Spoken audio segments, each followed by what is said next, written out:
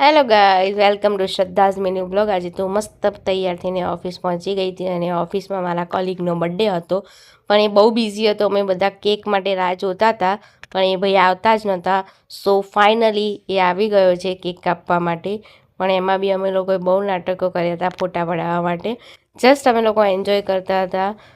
ઓફિસમાં સ્ટાફ જોડે આપણે મજાક મસ્તી ના કરીએ તો મજા જ ના આવે। અને ઓફિસેથી ઘરે પહોંચ્યા પછી હું છોકરીઓની ફેવરેટ વસ્તુ શોપિંગ કરવા પહોંચી ગઈ હતી, જ્યાં લાલી લિપસ્ટિક મેં લીધી હતી થોડી ઘણી, અને કલરના શેડમાં બહુ કન્ફ્યુઝન હતું મને, અને છેલ્લે મેં એક લઈ લીધી હતી લિપસ્ટિક। અને પછી ઘરે પહોંચીને સાસુ અમે મેથીના થેપલા બનાવ્યા હતા। હા હા, બટર અને થેપલા ખાવાની બહુ જ મજા આવે। અને એ થયા પછી જેનિસને સ્ટડી કરવા બેઠો હતો। એ સ્ટડી કરતો હતો અને મને ઠંડી લાગતી હતી, એટલે હું ગોદડું ઓઢીને બેઠી હતી અને એને જોયા કરતી હતી કે બરાબર ભણે છે કે નહીં।